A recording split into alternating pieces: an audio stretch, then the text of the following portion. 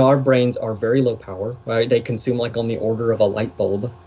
So even if you could simulate a human brain with a GPU, why would you want to? Hello, everyone. Welcome to Founders Ascent. We are very excited to have our guest, Tim, the CTO and co-founder of MedCognetics, also an author, software developer, entrepreneur, all the great things. He is working to identify breast cancer using AI, and we are very excited to have him and talk about his work. So thank you so much for being with us, Tim. Absolutely. Thank you for having me on the show. I'm excited to be here. Awesome. Yeah, it seems like you've been at this a very long time, close to 10 years using AI to identify cancer, right? Closing in on that. So when I originally started working on cancer detection for the breast, that was 2017, I believe.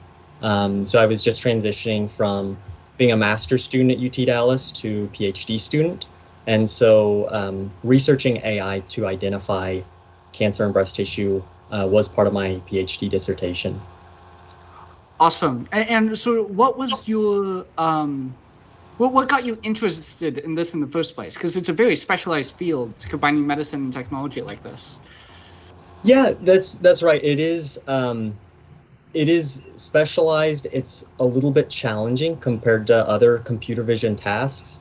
But I can speak a little bit more generally about why I got into it and why MedCognetics exists as a whole. So to give you some statistics, 1 in 8 women in the US will be diagnosed with breast cancer at some point in life, which is huge, right? That means all of us know probably a mom, a sister, daughter, wife, someone close to us who is going to be diagnosed, probably multiple people. So it's truly a societal problem. It's a problem that unfortunately affects all of us.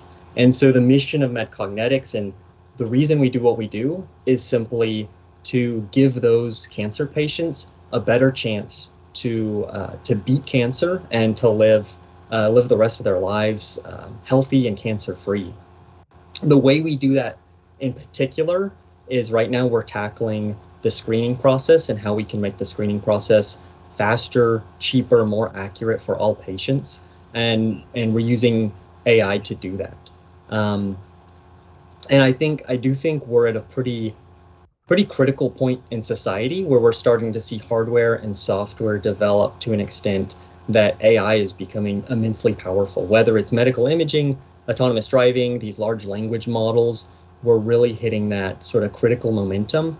So I'm optimistic that the technologies we're developing really are going to make a huge impact for years to come. That's really cool. How specifically are you guys able to find whether or not somebody has breast cancer with AI? Like, what are you guys doing differently that doctors may not be doing? Yeah, great question. So, like I said, we target the screening process.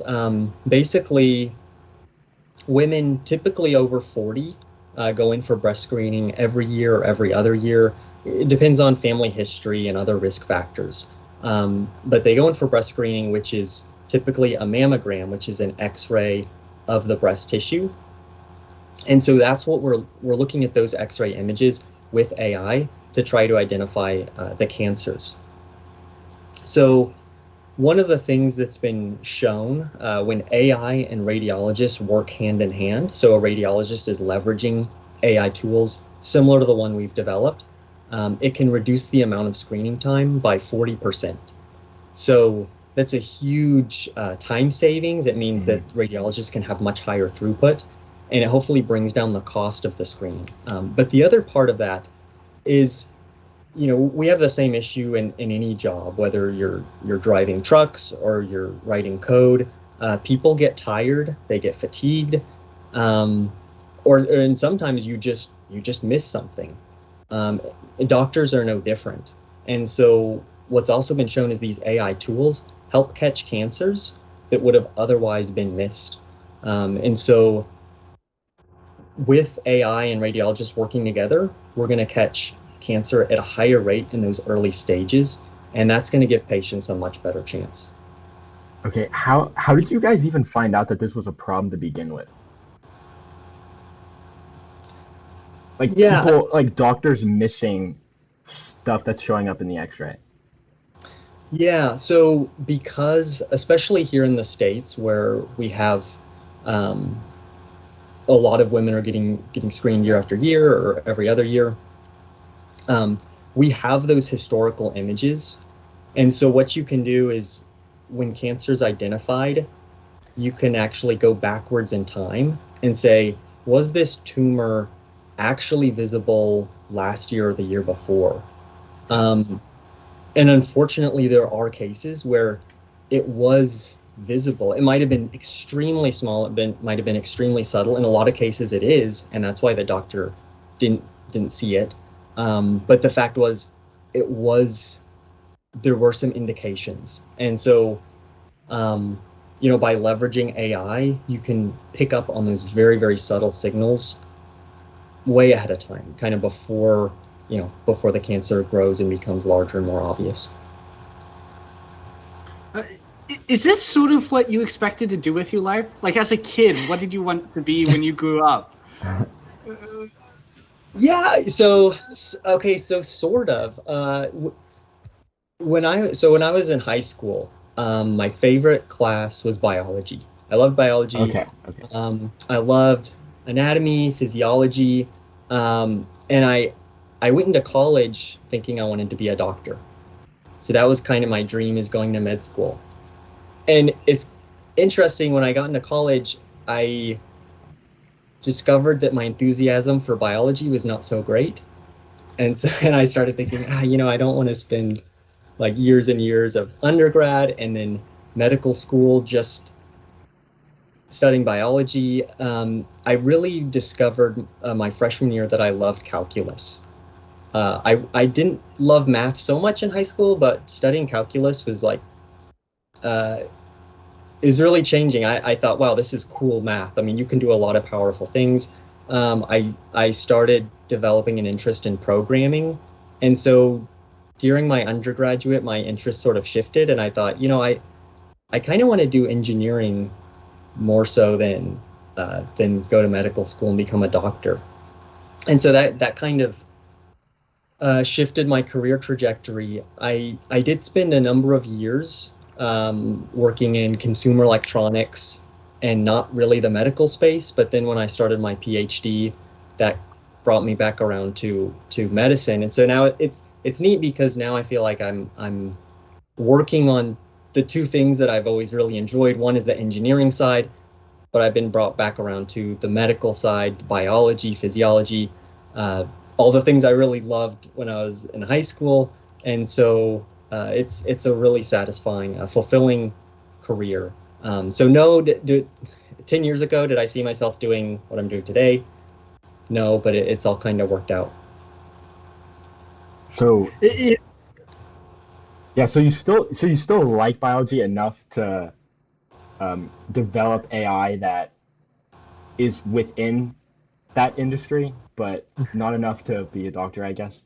What I think when I did biology in high school, it was I was learning all these really cool things about cells and how the human body worked, stuff that like I kind of knew growing up, but then you take biology, you really are exposed to some really cool concepts. And then and in college, it was just so much memorization.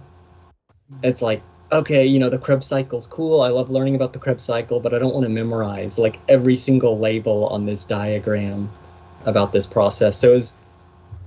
I think generally I'm more of a conceptual person than like loving to memorize stuff. And that's what appealed to me about calculus, especially, is it's like you're not really memorizing with calculus. You're learning a few really powerful concepts and then applying those out to different areas.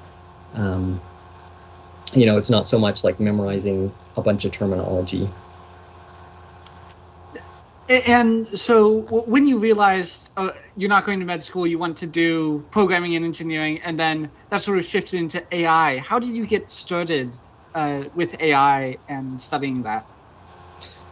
So um, one of the classes I took as an undergraduate that I absolutely loved was signals and systems, which is like signal processing. How do you take signals like, let me think of an example, like an image or audio data. How do you extract useful information from that? That's what signal processing is. And so I really got interested in that. When I did my master's degree, I did a signal processing type specialization for that master's, and it's very related to machine learning and data science, and because it's all, at the end of the day, AI is how do you extract useful information from data. And so my one of my early internships at Texas Instruments, I was writing software to extract useful information from EKG signals. And so, like I said, that it's all very interrelated with a lot of machine learning and other techniques people use to extract useful information from those. And so you sort of acquired it through on-the-job experience, more so than self-taught or other courses. It was mostly actually being able to do it with real data for a company. Yeah, both. I got exposure through my classes, but yeah, definitely a lot of useful exposure through the work I was doing. And I was also, I didn't have as many programming courses as an undergraduate, so I ended up over like Christmas break, summer break, I do these like programming side projects, and I think that really helped develop my skills as a software engineer. So there definitely, I did have to go beyond what I was learning in the classroom to develop all the knowledge and skills I needed. So That's yeah, so you have your PhD, and I feel like most entrepreneurs don't have their PhD. Did you know, like, was it the plan before you obtained that degree to become an entrepreneur, or was it something that you determined after?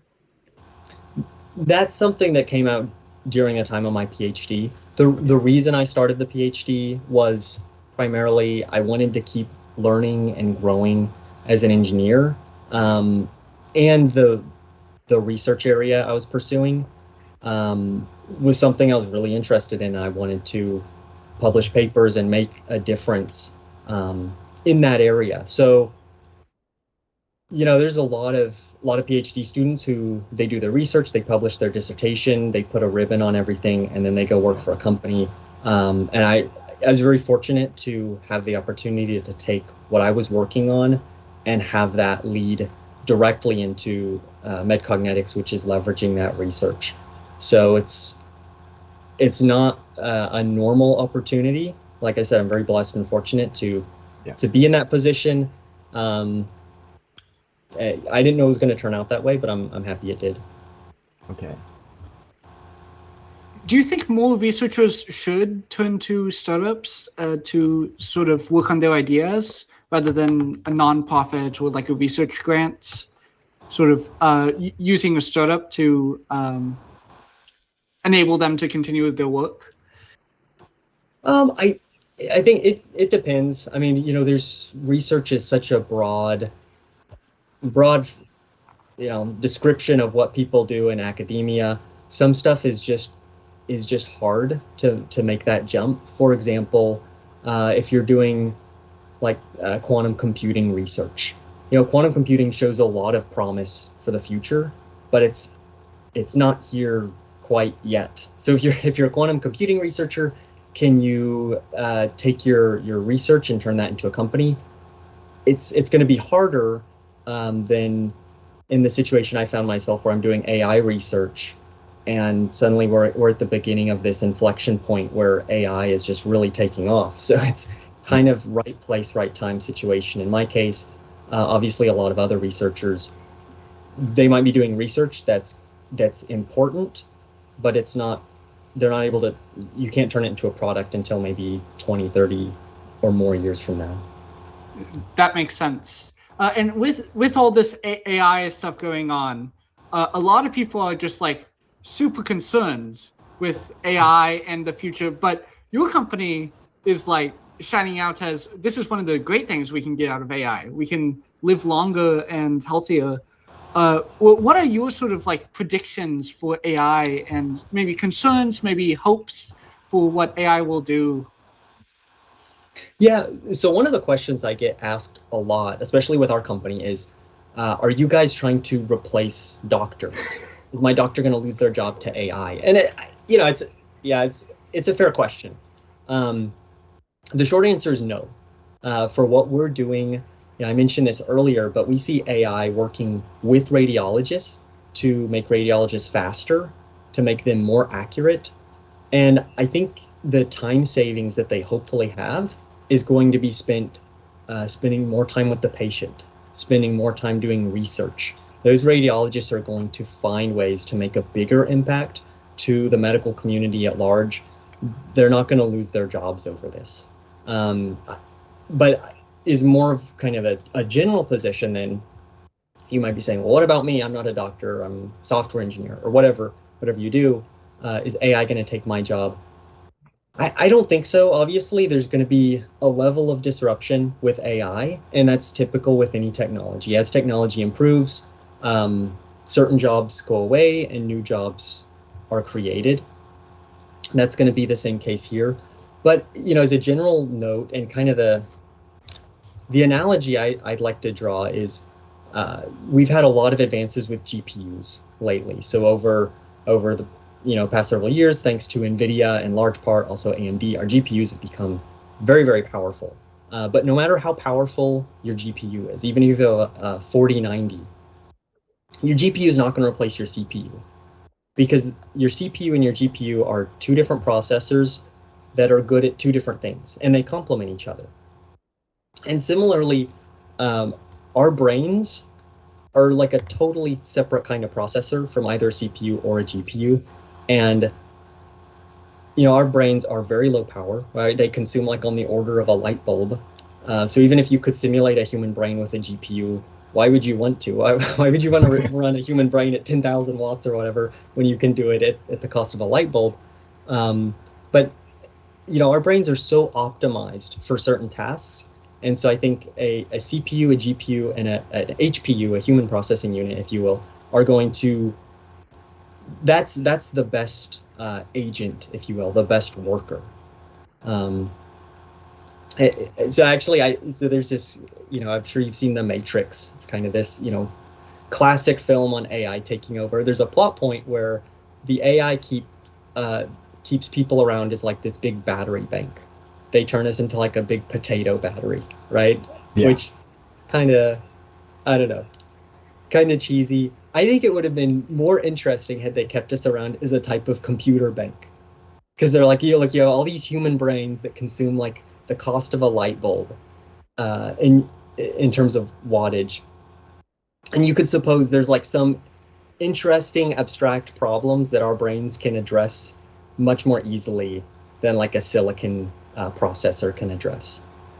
So anyways, that's kind of a long answer of saying no, I don't think anytime soon you're going to see people just totally lose our place in productivity. Do you think that the sort of interaction with AI is almost going to get to the point where like integration, like Neuralink, Elon Musk's company, or like scanning connectomes and mapping brains to sort of write programs to do that? Do you think sort of we're going to become cyborgs fused with technology? Like, yeah, that's certainly Elon Musk's vision, right? With Neuralink is let's open up the bandwidth, the communication link between human brains and AI, and we're going to have this cyborg like its existence. I don't know. I personally don't want to be putting anything in my brain anytime soon. I'm not personally excited about the idea of Neuralink. I mean, it's the company and what they're doing is interesting and all that. Hopefully there's a more or a less invasive solution. And also, maybe I'm just very old-fashioned, but I like to be able to unplug. And today that's easy. You just put your phone on airplane mode, you power down your computer, and you're like disconnected. With some things in your brain, it's a little bit hard to disconnect from everything. Yeah, it's going to be interesting though because virtual reality is getting really, really good. Or I guess one day it'll probably get to the point where you're not even going to be able to tell if you're plugged in, maybe, or not plugged in. Like the Matrix. Yeah, I think that would be pretty interesting. But it does sound like you have a pretty optimistic point of view with AI. And I feel like after ChatGPT came out, um, people were getting like this pessimistic view at AI, and it feels like a lot of people right now think that we as humans may be screwed later on. Um, but it seems like I don't know the. It seems like a lot of people though. I was listening to the this podcast with Joe Rogan and the CEO of ChatGPT, and Mm. he seemed very optimistic. He's like, the stage we're in with AI right now, it's in the infant stages, and we have a long time to take in before AI is going to actually get to that point. There That are was also Sam. people, yeah, Sam yeah, was saying that. Okay. yeah, Sam Altman was. And a lot of people are saying that we should stop progression. Like there were petitions, right, saying that we should stop with the large language models. Yeah. And I'm not sure if that's the right approach because it's changing so quickly. We don't know what restrictions should be put on it until like right after it gets created. Like, because we can't predict the future, and Yeah. even Sam Altman, like probably 5, 10 years ago, had no idea that the AI being produced right now would attack creative jobs first. But Yeah. it's just interesting. What Yeah. is actually happening? The whole regulation idea of we're going to halt progress for like Yeah, 6 months or a year or whatever. The biggest issue I have with that, whether or not it's a good idea, the problem is, let's say the government passed a law or something, however this was done, you would have all of the honest people abiding by that and saying, okay, exactly. we're going to stop research.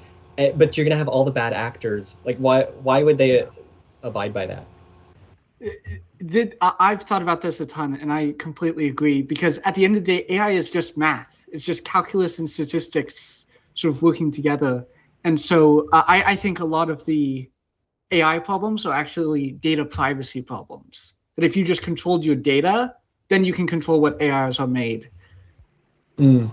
Yeah, I do have some pessimism for AI, so I'm not all optimistic. I do so one concern and one area I do think it would make sense to regulate is with respect to automation. I don't think we should give AI just free rein to do certain things. So kind of an obvious application would be like military type decisions. AI should not be the final decision maker on like moving an army or pulling the trigger on anything. So that's kind of an obvious one, but another one would be like hiring or firing decisions for companies. You could suppose an AI could destabilize the whole economy because suddenly it's just like firing people left and right, and you could collapse the stock market in a day because companies are going under. So there's certain things that are like mission critical, so to speak, that AI is just it's just not robust right now. It hasn't proven itself to be robust versus people. I mean, human civilization has been around much, much, much longer than AI, and we know that humans are robust. I mean, we have our own faults, but at this point in time, we are way more robust than the LLMs, for example, which still do kind of have weird behavior from time to time. And so, with you, with MedCognetics, with your company, what sort of is the big challenge with this? Is it solely technical that it's just difficult to train the algorithms, or is there any sort of like, I don't know, social issue where like people just don't want to use AI or trust AI for this? What sort of is the challenges you're facing? Yeah, definitely. I mean, definitely technical is one, right? It's in, I think for many, many years to come, these systems are going to get better and better and better and better. So that's one aspect. One of the challenges, and I think a lot of companies run into this, just going from any sort of research project to a product, but it's easy to build something that's not exactly the right fit for the doctor. Like, you can build something that's too complicated, or it doesn't really show something that is intuitive or helpful. So one of the things we've done to counteract that is we have a great set of medical advisors within the company, and advisors who tell us, like, yes, you're going in the right direction, or don't go this way. And that's helped us develop a product that's truly useful and intuitive, and helpful. And I think a lot of companies don't always get that right. And it's easy to get it wrong if you're just a team of software engineers, because something like, we can look at something as an engineer and think, oh, this is great, this is so intuitive, everyone will love this. But engineers are not the end user here. So that's a challenge that I think is often overlooked. And the interesting thing about it is it really just requires you to listen and to ask, and to ask the end user, is this what you want, or should we be building something a little bit different? It seems like you're a really like hands-on guy, like all these software projects, and then also writing the books and having your own blog and all these different things. But now you're like an executive at a company. How do you determine when to delegate to solve problems? Do you have any? I know a lot of people struggle, like who are hands-on like you, sort of struggle with delegating and deciding when someone else should do this versus when they just choose to do it themselves. Yeah, that's a great point, and definitely something I've struggled with. I in some ways, being an individual contributor is like it's much easier. It's simpler. It's like, you come into work, you have this project you're working on, you know more about it than anyone else. It's definitely a struggle learning to delegate, and to take a position where you're no longer the expert with certain things. So we have a couple really talented software engineers on our team, and there are parts of the system that they absolutely know better than I do, and they're much more knowledgeable. And I have to be comfortable with the fact that, like, with this, if this needs to be done, or this change needs to be made, they're actually the expert there. And they're going to get the credit, as they should. And I'm probably going to ask dumb questions to them, like, like when I was an individual contributor, and my boss used to come to me and ask dumb questions, and then you get it. You're like, well, I understand now, when you're not the one, directly working on the problem. It's easy to to lose track of the details. And it's difficult. It's a little bit uncomfortable. But it's also rewarding. You have to kind of put yourself in the mindset of, my responsibility is not just for me anymore. Part of my responsibility is making sure these people that report to me, that their career's fulfilling, that they're learning and growing, that they're getting to work on cool stuff. And that's more important than necessarily me getting to work on cool stuff. And there's a lot of times where we have like a piece of documentation or something that's a little bit more boring, a little bit more mundane, but it's like, okay, you know what, I'm going to take this on so these guys can do kind of the more cool, interesting work, because I have that responsibility to make sure they're engaged and that they're learning and growing. So it's definitely stepping into that leadership role, is also kind of stepping into a position of a little bit of self-sacrifice at times. Yeah. That almost reminds me of this quote that Steve Jobs said. He said he hires smart people so they could tell him what to do, not so he could tell them what to do.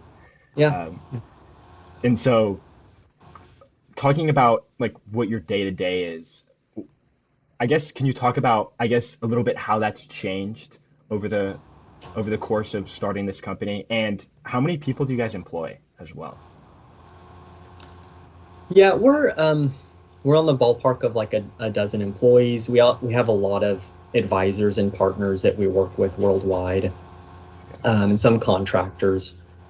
Um, but day to day can really can really depend just based on what's going on. So um, when we're in a cycle of like trying to get something pushed through the FDA, it might be, the day to day is a lot of working through testing, documentation, that sort of thing. Sometimes we'll be traveling for like a trade show, and so then the day to day is meeting with customers, clients, that sort of thing. And then there's some weeks that are more in like the R&D, where it's like getting up, doing code reviews, coding, the fun stuff, right? uh, so it really just depends. Part of that is the nature of a startup, that you just get to wear a lot of different hats, which is, I would encourage people who are earlier in their career.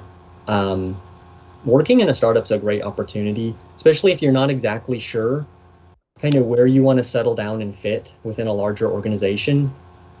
Join a startup and you'll get to do it all, and then you can kind of figure out what you like and don't like doing.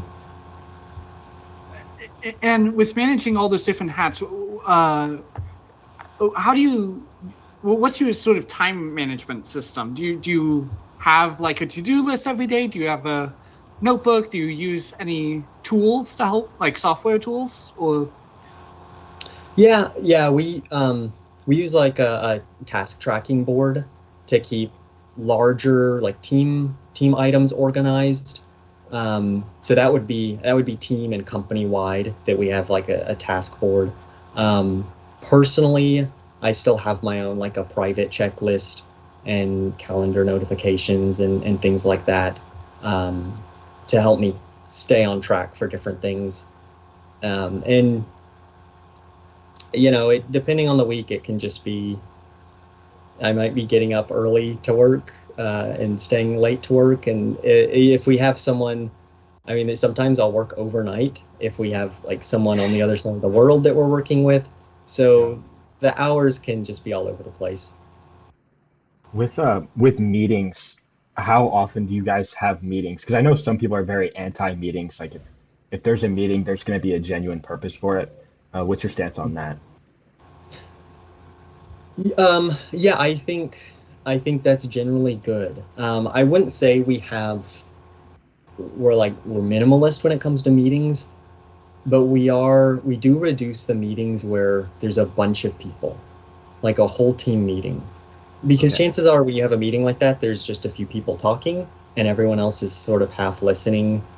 Um, so I'd say a lot of the meetings we have tend to be targeted. It's like, hey, just the two people who really need to talk, or maybe three or four, get on a call and huddle. And, if we need to work through an issue, once it's worked through, we're done. Let's hang up and go about other things. So I think, reducing like scheduled meetings of saying we're going to meet for a whole hour from 10 to 11 or something, um, and have everyone on the call. I think it's definitely a good idea to avoid that sort of thing. You can keep people up to date. If people just need to know the outcome of a meeting, it's easy enough to write up a quick email and send it out. But if they don't need to be a part of the discussion, don't waste their time with that. Okay. And how is like communication taking place? Do you guys all work from home? Do you have an office? Like, what is that looking like? We do have an office, but we mostly work remote. So the office has we do have equipment in our office. We'll have meetings, but a lot of people are actually located outside of the DFW area, so we will meet up, from time to time, but that would require travel for certain people, which is not ideal. But our company started during COVID, and so we're sort of like a native work from home type company. Like we started in the work from home COVID period, and so we're just like we've been built from the ground up doing that, so it works out really well for us. I guess as we're sort of wrapping up, I am very curious about the series of children books that you've written. That seems both makes a lot of sense, but also seems a little random. Just no like writing background, and then you're writing these educational books about data science and entrepreneurship and all this stuff. Where did those come from? Yeah, so data science is kind of a difficult career to explain to a kid. It's a little bit abstract. And so I wanted a book. I have 3 kids, and I wanted a book that I could sort of explain what is data science, what is it that I do more or less on a day-to-day basis. So that was one goal. Another one was, could I take basic data science principles and distill them down so that even young kids can sort of grab a hold and build that intuition at a young age. And yeah, I mean, I had the idea one day to write down, can I do this book on data science for kids? I made it, and then I was like, I don't really know how good this is. So I got my son to read through it, and he really liked it. So then I was like, okay, well, if he likes it, then it must not be that bad. But it's been really neat. People around the world have messaged me on LinkedIn and said, hey, I found your book. I got it for my kid or my nephew, whatever, and it's great. I love it. So that's been really rewarding. I have gotten some negative feedback. So some people just don't like it, and that's fair. The negative feedback is good too. You're right. If it's done in good faith, some people will say, just your explanation, I just didn't think it was great or didn't make sense to me, and that's good too. I mean, I want to try to understand that, and if I write future books, which hopefully I'll have the time to do, I want to improve. I want to keep getting better.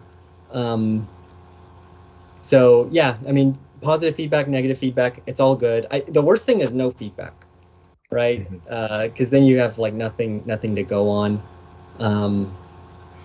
So like I said, it's been a rewarding experience. So that's very much sounds like the approach of a data scientist. Just give me data. I don't care what the data is. Just give me data. Yeah. So do you have anything that we can expect to come out anytime soon? Any new books you're in the works on?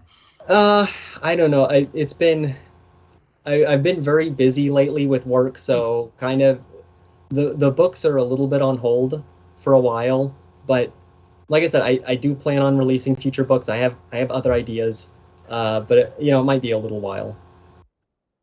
Awesome. I can't wait. I have a little brother that I think would enjoy some of these, so I might be introducing them.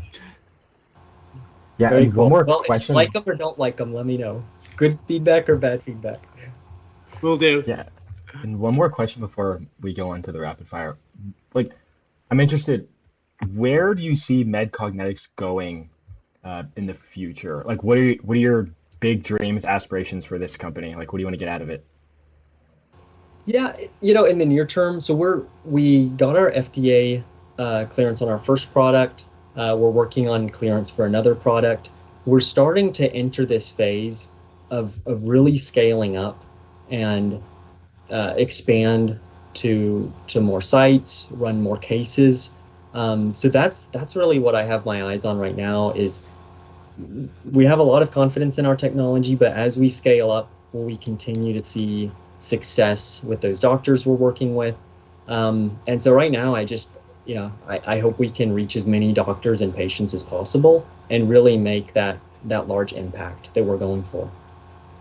And follow-up question on that. Out of curiosity, how is your products going to be distributed? There's software packages. Is it like on a per seat basis? Is it per mammogram analyzed? Is it?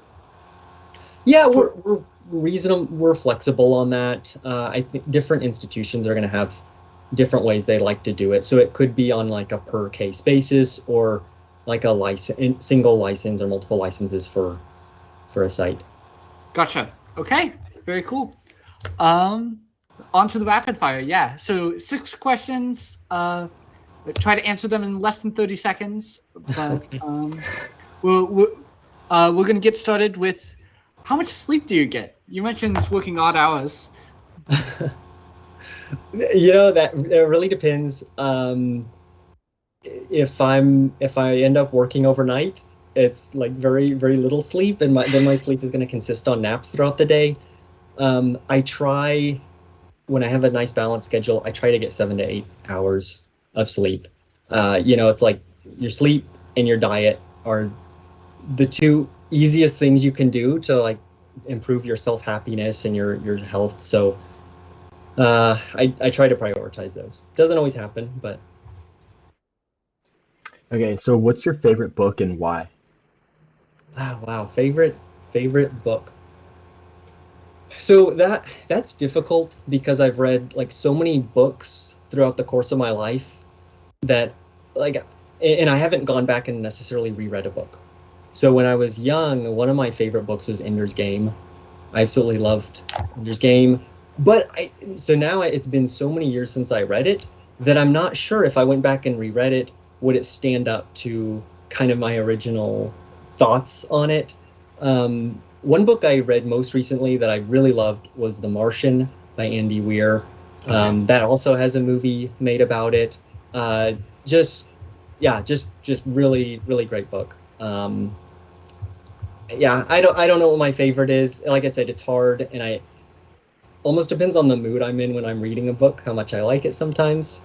So we need to share reading lists. Okay, fair enough.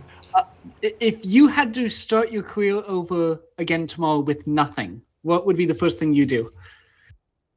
Well, by nothing, do you mean like no knowledge or experience, or like no money, or?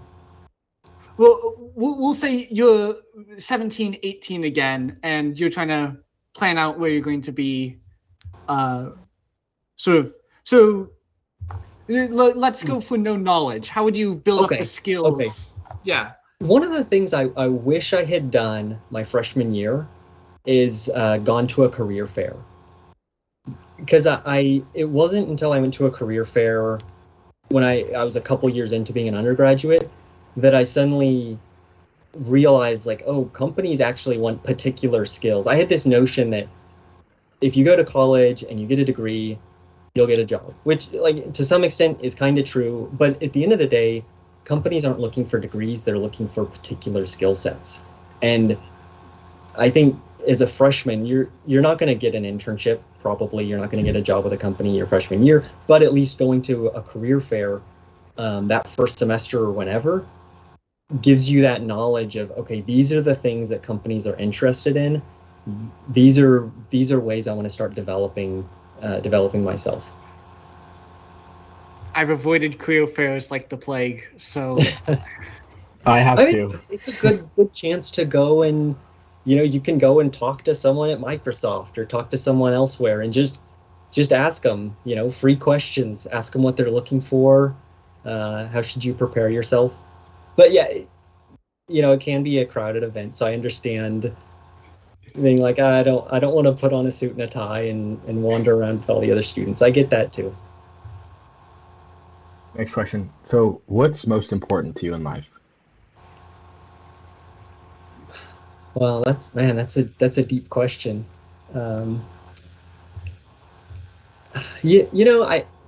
way I'd answer that.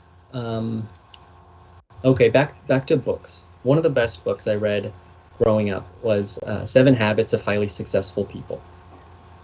And one of the habits is Stephen Covey, the author, he paints this scene He says, imagine you're at a funeral and you look in the casket and guess who's there? It's you. It's your funeral. All right. And you're listening to people and what they have to say. What are people saying about you?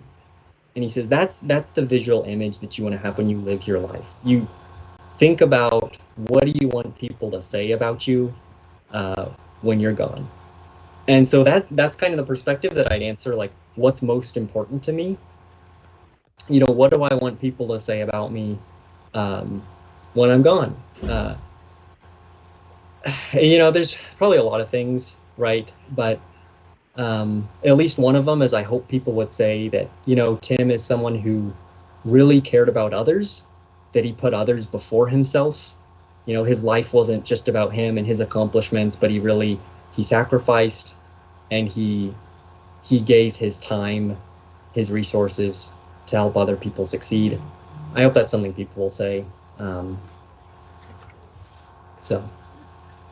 You just said on one of our next questions, how do you want to be remembered? Oh, okay.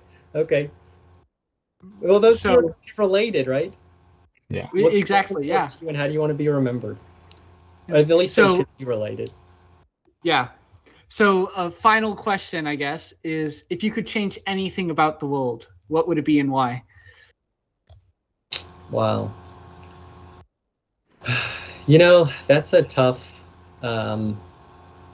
That's a really tough question.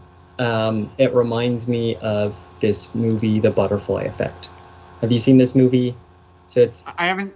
I'm familiar with the term, but haven't seen it. Okay. So the movie is Ashton Kutcher, I think, stars the main role, and it's basically about he discovers a way he can go back in time, and he can change these details about his life. And every time he goes back and he changes something, it's like he's trying to change things for the better, and it always makes it worse. And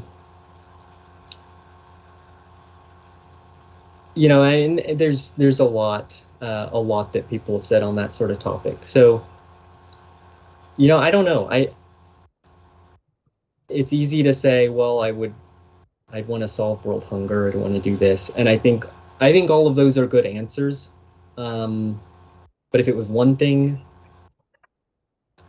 I don't know. I'd have to think about it, and my fear would be whatever I chose would, in my limited knowledge and my limited perspective, actually make things worse.